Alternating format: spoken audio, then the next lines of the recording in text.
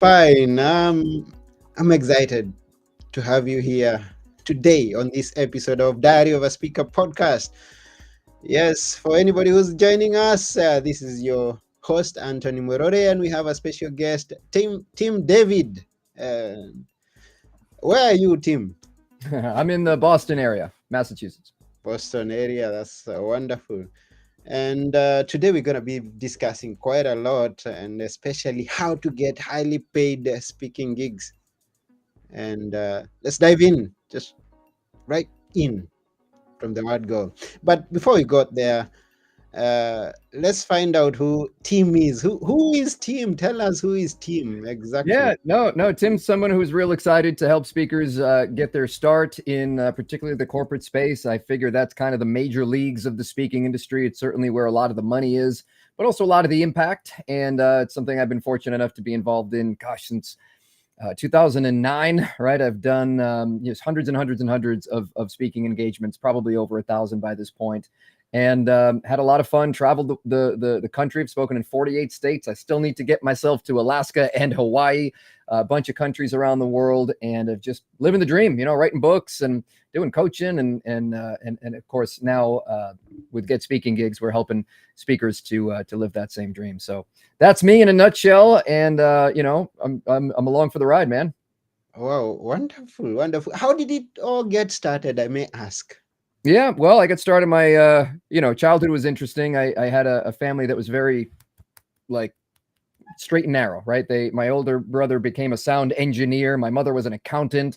My father designed nuclear submarines for the Navy and had a bunch of advanced physics degrees. And it was very much go to college and get your career started kind of a family. So I, of course, dropped out of college to become a professional magician. That was my first move, my first decision as an adult. And it ended up paying off. For a long time, I was struggling, trying to make ends meet. And I was only doing a couple of gigs per month. But I know what it's like, as an entertainer or a speaker, any kind of gig worker. If you're not working, you're not eating, right? So I learned very, very quickly that show business is two words: it's show and it's business. And I had the show, I didn't have the business, so I had a mentor teach me the business side of things, and very, very quickly I had a major turnaround.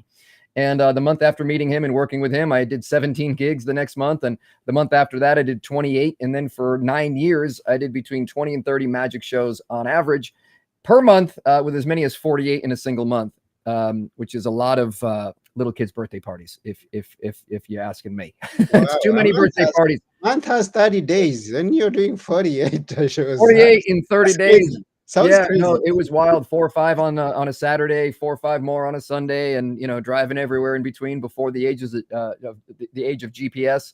And I was pulling my hair out trying to find little Susie's birthday party and looking for balloons on a mailbox. But it really taught me the ins and the outs of, again, if you don't get a gig, you don't eat. You got to make it work. So I was consistently booked, again, 25 to 30 gigs per month, every single month. And applied a lot of what I learned to the speaking side of things, and needed to travel less when I had my own family, right? And I have 3 kids now. So I was motivated to work less and earn more. And when we do travel, we get to bring the kids with us, and go to Disney every year. I mean, Orlando, man, there's all kinds of events happening in Orlando, Florida. So we get to take the kids to Disney and Universal and that sort of thing. But again, just learning the business side is my first bit of advice for speakers who maybe want to tell their story and hone their craft, and they're going to Toastmasters and they're counting ums and ahs and they're learning how to be good speakers.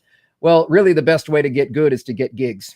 Right. So the best way to get better is to get booked, and trial by fire in some cases. So get out there and just start doing it, start speaking. And really, that's where a lot of the business comes from. It's where a lot of the skill comes from.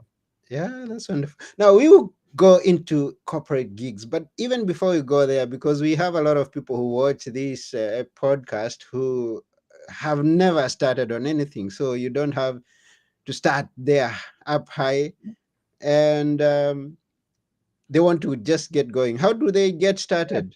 Well, honestly, I mean, it takes the same amount of time and energy and effort to build a corporate speaking business as it does to build, I don't know, a high school speaking business or to speak to nonprofits, or, it takes the same amount of time, energy, and effort. So, you might as well shoot for the moon, as the motivational speakers say, right? And if even if you miss, you land among the stars, right?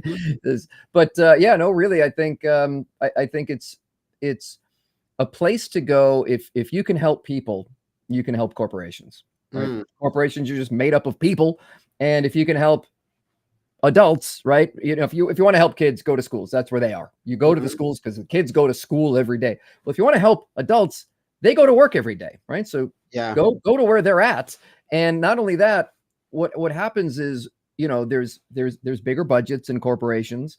They have different budgets, right? So they may hire you to speak and they may pay you your 5,000, 10,000, 15, 20, whatever it is, for the speech, but they also have budgets to buy your book, to buy training materials from you, to buy your courses in bulk. They have budgets to have you coach their employees and executives. They have budgets to have you come and consult and just talk shop in your area of expertise. There's all kinds of different opportunities in the corporate space. So what happens is, with other markets, if you're not continuously speaking, you're unemployed, right? Corporate market, you do one gig, you get a little bit of income, so you can relax a little bit. You know, it's one thing to do $1,000 gig, but if you're getting 10,000, you have to do 10 fewer gigs, right? I mean, you don't have to do as many gigs, so you really get to focus on the client, and you get to focus on growing the business as well. So what I say is this: income allows you to create more impact. Income allows you to create more impact, both on a wider scale, but also on a deeper scale. So yeah, I don't see why not start with the corporate marketplace. I mean, I'm not somebody who had a best-selling book when I started. I'm not a celebrity. I'm a college dropout. I don't have any degrees or certifications, really no marketable expertise, never had a job in corporate America. And I thought to myself, corporate speaking, let's make it happen. And the way that works is you stay in your lane, you know your stuff in your area of expertise. For me, it was doing magic tricks for little kids' birthday parties. So what does that have to do with any corporate job in the world ever, right? And the answer is, I learned a specific skill. I learned how to connect with an audience. And even though the 6-year-old was like, I'm going to figure out your tricks, magic boy. And the adults were in the back saying, you're not going to fool me. And the connection between the audience started as conflict. So how do we break down initial conflict and create connection with an audience? That's a skill that a magician has. Guess what? That's a skill that a lot of leaders want. That's a skill that a lot of salespeople want. That's a skill that a lot of people in the workplace want, so they can better connect with one another. So yeah, what is it that you know, and what is it that you do, and how can you help people? And if you can help people, you can help corporations. Wow. So I'm trying to think something that I could know personally that maybe could help corporations if they can help a single person. Like, if I talk about writing a book, how can that be effective in corporations? How can that get gigs in corporations? Yeah, well, we have a client who they help their clients to write books, and they zoom out a little bit, because it's not just about writing books. What is it really about? Well, it's about getting our ideas out into the world. It's about building a personal brand for ourselves. And if we are, you know, I'm thinking of a couple of examples, you know, guys like Reed Hastings and Hubert Joly and who is the you know, executive at Best Buy, maybe even the CEO. And gosh, who's the other guy from Zappos, the Tony Hsieh, right? These people, they write books, and they talk about leadership, and they're building their personal brand. They're building their company's brand. So this idea of executive thought leadership is not uncommon, and it's something that a lot of them are getting interested in. Instead of being behind the scenes, the man or the woman behind the curtain making everything go, they're stepping out in front. They're putting their ideas out into the world. Maybe it's books, maybe it's social media, maybe it's a YouTube channel, maybe it's podcasts. And they are building their personal brand, and they're also building their company's brand. And what Zappos experienced was a huge spike in customer loyalty and retention, huge spike in employee retention as well, because they know from that book, this is the vision, and this is a great place to work. So yeah, that's a quick example just off the top of my head. You know, if somebody helps somebody to write books, what is either the underlying idea, or what is the overarching concept maybe that Mhm. that can apply to them in their world. Because at the end of the day, a speaker doesn't get paid to speak. We don't get paid to tell jokes. We don't get paid to be entertaining or informative. We don't get paid to share ideas or spread knowledge.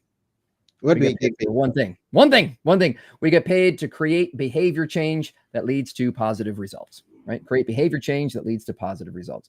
So the positive results typically involve solving some kind of problem, pushing through some kind of business constraint. If we're not solving problems, my mentor taught me this: business is about solving problems. Mhm. When you solve problems, you create value. People exchange money for value, right? Yeah. So at the end of the day, you look at your speaking services and hey, if we're not getting paid, maybe it means the marketplace doesn't value that. How can we spin it? How can we communicate it better to let people Mhm. know, hey, this is the value that this speech brings. This is the value that my story brings. This is the value that my expertise brings. Everything from here's how to write a book to doing magic tricks for little kids' birthday parties. There's always a connection and a skill set. And that's what interests companies. They don't want the same old thing that they've heard every time. They want different perspectives. That's why they have budgets for, specifically, they call it outside speakers. They have all their people who are going to do all the bottom line ROI kind of stuff. They have all their people coming in and telling everybody about the numbers and the changes in the marketplace and the new policies that are being handed down from the top. They have speakers doing that kind of stuff. They Mhm. want outside speakers to come and give them outside perspectives that are going to help them create new ways or new pathways to solve problems, right? So yeah, I think there's all kinds of possibility, and that's one of the favorite parts of the work that I do with speakers is pulling out what is the golden nugget within you and your life and your story and your expertise. Even Mhm. if you feel like I did when I started, just who would want to listen to me? What do I possibly have to say? There's always something in there. Always something. You say there's always something. No Mm-mm. matter the kind of Now let me backpedal off that a little bit. There's always something yes, if if. the speaker has the desire to help. Because I'll be honest, and let's be real for a second, right? We as speakers are weird, right? We're kind of freaks, right? There's not a lot of people who would enjoy public speaking. It's Mhm. just not something that everybody wants to do. It's one of the top fears in the world, even Yeah, higher that's than what the they fear say. of death, right? Yeah, that's So what they say. so what is it then? Like what makes us want to get in front of the room, have everybody turn and look at us, and then we feel like, oh yeah, I have something to say. Let me tell you how to live your life. We're freaks, right? It's not normal. But Yeah. there's something we need speakers, right? There's something put on our heart, there's something in our soul, there's some kind of fire that's just trying to get out. And if that's the case, yeah, there's we can find out what the message is for the corporate market, right? Mhm, But mhm. if you're not, if you don't want to speak, well, that's a clue, right? That's a clue, that's a hint. Listen, right? Listen to that intuition, listen to that gut feeling. And if it's driving you to speak, by all means go for it. And if it's not, then by all means don't.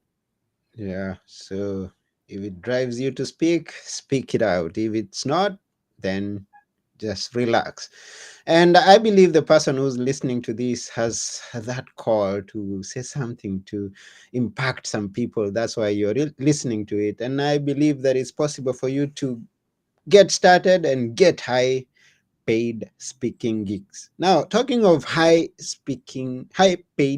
paid speaking gigs, what is your personal experience that you could tell us, which has been one of your highest paid speaking gig, if you can share with us? Oh boy, in what detail would you like me to share? What specifically can I talk about? Whatever it is that you feel like sharing with us. All right. So we often create proposals that have what I call my Hail Mary package, right? Mm-hmm. So when someone says, "Hey Tim, are you available and how much do you charge?" I never spit out a number. Number one, I want to know, am I a fit for this group? I do Mm-hmm. not want to show up and give a B minus. Like, I don't care if they're paying me $25,000, $50,000. It's going to hurt 25,000 times more if I show up and give a B minus, less than my best, right? Mm, And I don't want to have that represent me and my brand and the experience with the customers and the audience. It's not good to not be A+ level fit for that event. So that's my first question. Am I a fit for the event? And my second piece, of course, we have this process. We call it the inquiry to income system, right? And there's 5 steps that we go through. So discovery, right? Or diagnose before you prescribe, right? So understanding the event, understanding whether you're a fit, that's step 1, right? Yeah. So, but once we go through the rest of the process, there comes a point in time when we have to tell them what our fee is. So what I don't ever do is quote a fee over the phone. That opens up to negotiation. It opens up to the emotions of the moment. I always want to make sure that I think through deeply exactly what it is I'm going to do for this particular client, send a package and those a proposal, and those proposals always have 3 options: a small, a medium, and a Hail Mary. Okay. So there was a specific occasion when I did not really want the gig necessarily. There was a challenge in terms of timing. I didn't know if I could make it to the city. I was kind of questioning fit. And so if I'm going to, kind of, I guess, bust my butt a little bit and go in for the extra travel and the extra flights and this and that, I'm like, let's make this Hail Mary package, on the high end. So we did, and they ended up going with the smallest package that I offer. But even that number, again, it just was inconvenient. It was the busy season. I'm like, listen, if you're going to be able to get me there, it's going to have to be this premium rate. Yeah. And so the premium rate that I quoted was just the speech, and it was $40,000. $40,000 because the other reason they had to do it was a dual broker deal with 2 bureaus involved, multiple people getting a cut. I didn't get personally the $40,000 for it, but the client paid $40,000 for my speech. Whoa. And when I get to the event and I do the speech, everybody's happy. We're high-fiving, we're handshaking. There's a cocktail party, and the woman who hired me has a glass of champagne, and she's going and she's going. And at one point, she kind of elbows me and she says, "Tim, we would have paid you way more. Like, had we known you were really good and this was fantastic compared to all these other speakers that we paid this and this and this." She's like, "You were better than all these. We would have paid you way more." And I'm thinking to myself, well, that's a record for me, lady. Like, I appreciate it. Thanks so much. But that's a personal record. Wow. So, that's an example just of an organization that has literally millions of dollars set aside just to put on a fun party for their clients, for their prospects, for their employees, whether it's annual meeting. I mean, there's 5,000 to 6,000 events a day in the United States alone, right? So there is a lot of opportunity. There's a lot of budget. Again, it's a multi-billion-dollar industry. And, even us non-celebrities, and, you definitely hear about Tony Robbins. You definitely hear about Simon Sinek and Brene Brown and Adam Grant. You hear about a lot of these speakers who are making hundreds of thousands of dollars per speech. But you don't hear about guys like Tim David or Jeff Shore or Eric Qualman. And these guys are making, in some cases, tens of millions of dollars a year, and just quietly going about their business and creating an income, creating an impact. And it's the best of both worlds. Wow, so much there. And thank you for everything there.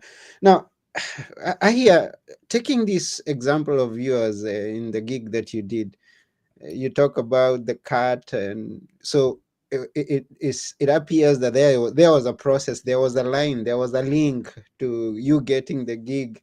And we are talking to someone here who has no experience at all of getting a gig, entering into the corporate world and getting a corporate gig. So how do they go about that to just be there on stage and get the 40K or something close to that?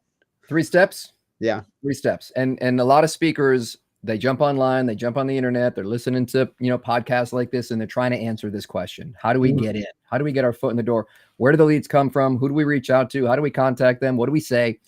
And really what we decided to do instead at the Get Speaking Gigs world is just reverse engineer the process from the client's standpoint. So what we don't do is we don't look at what other speakers are doing. I don't hang out at the National Speakers Association meetings. Like we don't go to Toastmasters. We're not interested in what other speakers are doing necessarily. What we really care about is the people who hire speakers. What are they doing? Right. And they're always asked every year, there's all kinds of surveys and data points and research on this, again, because it is such a $1 billion plus industry. They're always asked, where do you find your speakers? And there's one answer that tops the list, Anthony, every year. 85 to 90% of the gigs are found, the speakers are found with this one method. And it's not Google, it's not social media, it's not TikTok, speakers dancing on TikTok or anything like that. It's not websites or demo videos. It's one thing, it's we saw them speak, or we know somebody who saw them speak, right? So either word of mouth or saw it with my own eyes. I don't need to see your degrees, Tim. If I saw you rock that stage, I know you can rock a stage. I don't need to see your demo video. I saw it with my own eyes, right? So that's really what we based a lot of our process on, right? So when we take a speaker and we say, the National Speakers Association, for example, they'll tell you, it takes 3 to 5 years to get into the corporate market, start getting paid as a speaker. 3 to 5 years is the on-ramp you can expect. And that's because, again, most speakers are just kind of throwing spaghetti at the wall. They're trying to, do all these different things. We're building their website and their demo video and their one sheet or their abstract. Never have I ever been asked by any client ever for a one sheet, right? I've never had a one sheet in my entire speaking career. I don't know what this fascination and obsession is with one sheet. It's 2024, maybe in 1987 or 1992, but it's just not a thing, right? So at least at the high levels, right? At least in terms of, the $10,000 and above, it's they saw you, they know you. It's know, like, and trust. That's at the end of the day, that's what it is. So yeah, the very, very first thing we have to do is get you on stages and get you speaking. So when we say 3 steps, we start with packaging up your message. What is it that you're going to speak about? Not only that, how do you speak about what you speak about? What's the minimum amount of information that someone needs to say yes and give you a stage, right? And those stages might be low fee, it might be no fee, but this is your marketing. This is the soil where you're going to plant your seeds to make sure that your speaking business can grow, right? And there's no better marketing. We know this because they told us. They say, hey, we find speakers by seeing them speak. So get out there and speak. So you got to use, again, your local opportunities very often to get started. Your Rotaries, your Chambers, your SHRMs, the different groups that you can get in front of without a demo video, without a website, just a good offer, a good speech, and a clear message. So here's what I speak about. Here's what it does. Here's who it's for. Here's why it matters, right? And if you can do that and get on some stages, then step 2 comes into play, right? So step 1, I'm sorry, let's back up again. So step 1 is packaging up your message. In business, you got to sell something people want. You need a hamburger for a hungry crowd. You need a hamburger for a hungry crowd. And you can't guess here. This is make or break stuff. There's always trends that come and go, but there's also always evergreen topics. And remember, if your speech doesn't solve a problem, then it's not a hamburger for a hungry crowd. So it's leadership, it's sales, it's motivation, it's innovation. These are some of those evergreen topics that are super important to corporations. So you get your topic, you get your speech, then you go and you start doing what we call a momentum blitz, right? And when we work with a speaker client, we'll put 5 to 15 gigs per month on their calendar, right? We do that for them. We don't mess around. We don't worry about training and teaching. We want to give you fish. We want to teach you how to fish too, but we really want to give you the fish so you can get the momentum started. And 5 to 15 gigs, I mean, that's more than some speakers do in 3 years, right? So that kind of momentum makes the train start running. But step 3, right? So 1, package your message. 2, get some momentum. Do some speaking on stages, conference rooms, podcast appearances, TEDx talks, whatever you got to do, get on those stages. And then step 3, don't hope that those gigs are going to turn into gigs. Proactively make those gigs turn into gigs. This is your marketing. This is the time to step on the gas. This is the time to pour the gas on the fire. This is the time, again, to plant those seeds so that they can, again, grow into the speaking business, right? Because what most speakers do, one of my friends, Ari Galper, he says most speakers get high on hopium. They just get high on hopium. They just hope that by doing a great job, they're going to automatically have a flood of business because they're a good speaker, right? Yeah. Well, maybe, but at the end of the day, again, what does it mean to be a good speaker? You're solving problems, you're solving business problems, you're solving event problems, you're engaging the audience. And so you've got to develop those skills. And you've also got to build the assets that you're going to need, demo videos, testimonials, photos, all those things that you need to prove that you can charge the high dollars. Because if you want to get booked, you've got to be believed. You can't just say, trust me, I'm going to do a great job. You've got to prove it. You've got to demonstrate it.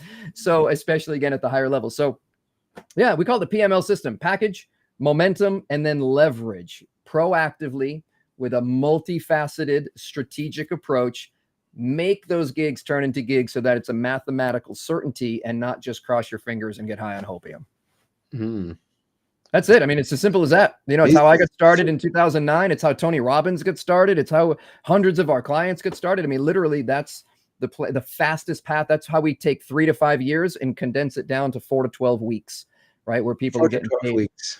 Yeah, booked and paid in the corporate space in 4 to 12 weeks. And yeah, and that's kind of where we're at. You know, that's what we've been up to the last decade plus. And when we're talking about this, we are looking at international places. I mean, from any country, or do you focus on the States alone now because you're based there? Yeah, we do most of our work in the US and Canada. We do have some UK clients, but yeah, I mean, this is a process and a system that is just kind of rooted in human nature. There are certain markets around the world that are just better than others, I guess you could say, in terms of how high paying they are and how many events and the frequency and the ability to, you know, to make it a consistent, reliable, steady stream. And really the United States corporate speaking market is, again, kind of the major leagues. But yeah, we definitely, see other clients and other people around the world taking some of these basic ideas and applying them in their local areas. But we just don't have the same exact infrastructure and connections and network that we do here in the States and Canada as well. Okay. But I guess for that service, someone has to chip in some quite a high paid or how do you call it, a high fee for a high paid speaking gig. Is that something that you're comfortable talking about, how much you charge, roughly? Well, I mean, just head over to Get Speaking Gigs, hop on a call, myself, my team. You know, we've got people who can answer all those questions for. Again, same thing is true in this business. If it's not a fit, you know, the money doesn't matter. The money doesn't matter. It's just we're not going to, you know, extend the offer. We work with a handful of clients. So yeah, it's invitation based. So yeah, I think the best thing to do is see if you can jump through some of the hoops on the website. I think there's like a webinar you watch, and yeah, there you go. GetSpeakingGigs.com. And yeah, take a look at that webinar. It'll talk about the 5 simple shifts you got to make if you're going to have success in the corporate speaking space. And that's a good start. That's definitely a good start. Oh, okay. Yeah, so for you who's listening, if you want to find out more on how to get into the corporate world and being an international speaker, hop on to getspeakinggigs.com and connect with Tim. He's a good guy, you can tell. So get there, find out what there is on offer there. And I look forward to seeing you on one of the big stages across the world. Now, you talk about going international. Which countries could you have been to? Which could have been your most favorite? We like I gotta say that's an easy one. I like going to the Caribbean anytime. We've done some stuff down in San Juan, which I guess is technically U.S. Territory. We've done the Bahamas recently. Was a great gig. So I enjoy those tropical paradises for sure. And these are, again, a lot of the U.S. companies are having their events around the world, right? Okay. I know Dubai, for example, is a hotbed for a lot of these types of events, and just a great city to to visit. So yeah, a lot of people in the US who may be, I don't know, concerned about what if I don't speak the language or understand a lot of that's taken care of. And again, a lot of these companies are US based, but they're having their events around the world to be fun and to have travel like destinations. And get people out of their basement. Since COVID, everybody just wants to stay in their basement and not wear pants and go to work on their computers in those remote work environments. So now companies again are kind of trying to get people to come out, and they're really putting on these bigger events. And it's been a boon in the speaking business for sure since COVID. Obviously, the whole industry shut down for a little while, but yeah. Even some of our clients were doing just fantastic virtually, right? Brian, for example, did 70 paid gigs during lockdown. So again, in any market, speakers thrive, right? In down economies, speakers thrive because why? We're solving problems. There are more problems in down economies, right? So we're more needed than ever. But yeah, no, I think it's a great question in terms of international and travel, and it's something that if you want to do it, you can. If you don't want to do it, you don't have to. You get to run your speaking business. Your speaking business doesn't run you, and you get to make all the choices. So if you want to stay home and do virtual, well, 35% of the market's virtual right now, right? So yeah, plenty of opportunity, plenty of options, whether you want to travel or not. Is limitless. The limitless market is, we are talking of billions and billions of dollars that are set aside to make an impact, to make changes, to help people in corporate places. So go for it. So whoever is listening now, you remember to hop on to getspeakinggigs.com, connect with Tim. And yeah, once again, looking forward to seeing you on one of the big stages, getting high payments, getting high big dollars into your pocket, and or euros, wherever, it depends on where you are. So anything that you'd like to add before we sign off? We're just about to sign off. No, I think it's a great conversation. Appreciate your questions, and it's fun. Had a great time. Yeah, thank you very much, Tim, for coming on to our show. It's really my pleasure. pleasure. Thanks for having me. Yeah. So this has been Diary of a Speaker podcast, and we've had a great time. Thank to Tim David, and we expect to see you flourishing on the speaking world. So go for it. Go and be the best speaker that you can be, and earn as much as you can. That's it for today. I've been your host, Anthony Mwerore, and together with our wonderful guest, Tim David.